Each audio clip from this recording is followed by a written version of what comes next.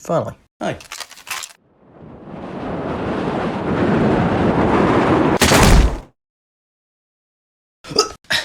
Welcome to a Robloxians crash course, and you're learning how to do Blender modeling. In this tutorial, you learn as a, about to be Roblox developer, how to get started with Blender, the differences in controls, menus and keybinds compared to Studio, the basics of modeling, and tips that might help you. So of course, let's crash into it. Get the hell out. Jeez! Okay.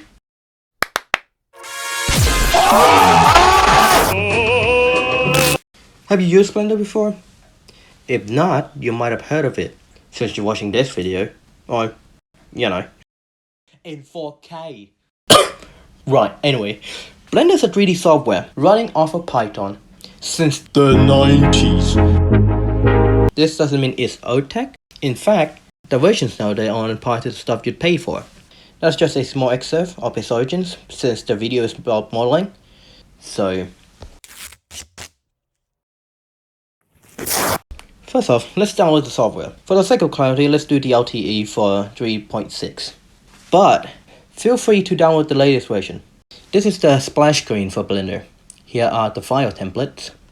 The one you use in general is the general. Yeah. The highlighted panels are what we use today. This is where you're at. This is the Outliner Explorer. Here's the properties. And now I'll run you down the keybinds and differences in controls compared to Studio.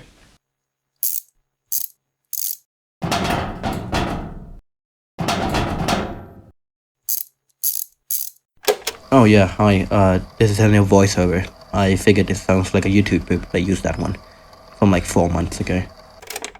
Anyway, you need 2 keys and a mouse to move in Blender. Roblox needs 4, but since it's WASD, you're way more used to it. Holding shift in Blender moves the wheel. In Roblox, you move slower whilst holding it. To move, rotate, and slice respectively in Blender is GRS, opposed to Roblox 2, 3, 4. There's multiple modes of selection in Blender that is cycled through the W key, but mainly this one is the one you'll always use. There's also this 2, which is like the transform 2 in Roblox, but for more in-depth stuff you have to access the mode tab, which is Control tab. And edit mode is where we want to be. And now the keybinds actually change this menu. 1, 2, 3 is now vertex, edge, face. Vertex or vertices are points. Edges and faces are self-explanatory. T closes and opens the 2 icons on the left. The N opens up the properties panel within the scene being the equivalent to Studio's workspace. Now I'm gonna do a quick fire around the keybinds here, so hang tight. M to merge, I to insert, K to knife, E to extrude, J to joust, H to hide, A for all, L for linked, P to part things out, and X to exterminate. These are the keys that make sense, or, quite comprehensible as an acronym. Mikesh help picks. The rest that are useful to know but don't make a good acronym are Ctrl B to bevel, Ctrl R to cut around, Ctrl S to save, Ctrl M to mirror, Ctrl D to duplicate, Ctrl A to apply, use outside edit mode, Shift A to add, Alt Z to go into X-ray mode, very useful, Alt D to make a link duplicate, this one's a tad more specific in use, and on your numpad, 1, 3, 5, 7, 9 is to face front, face side, face down, and switch sides. Oh, and whenever you do an action, there's an action menu that appears at the bottom. I'll mention why it's useful later. And that should be everything to start. Let's make a gun. Greetings, I, the War Owl greets you. Oh. Find an image or images, find its size, don't delete the cube, perch on a side, insert the image, insert the length of the gun into the cube's and image's size, see if it lines up. If not, scale the image down or up until it fits the cube and apply the scale.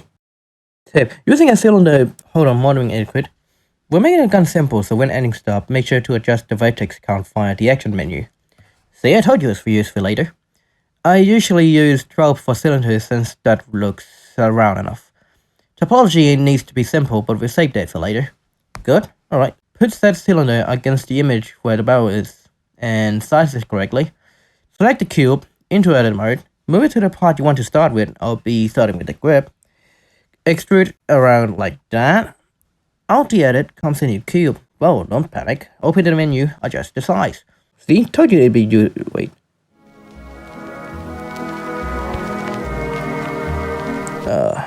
Alright. Put it where the grip is, extrude it around, repeat the cube thing until you got a block out. Now we're gonna be detailing them. Bevel, duplicate, pathways, object mode, select, edit mode, extrusions, hide, extrusions, edit mode, select, comes a new cube. Show again, life, gels, hide, rehide, show again, extrude, show again, show again, cube, show again. Life is Roblox. Alright, you get the idea. And now to actually export it. Select everything that needs to be in the file and select a format. I'll do .obj for this demonstration. Type in the scale of the item, usually we're gonna say to 5.28. But for everyday objects, I would recommend going for the actual ratio for meters to studs, which is 3.57143. I run the numbers beyond, it would have been this value. Make sure these options are on. Go into Studio in any place you want, and well, if we were doing this tutorial pre-2023 or so, you'd have to place a mesh part and export one by one, but the feature is now. Which means you just press import 3D, find your file, and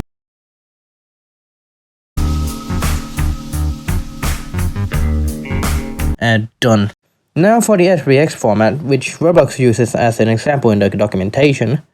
Do the same thing, but this time, the scale is actually 100 of the OBJ scale factor, which I kind of hate since it stops at the 6th decimal.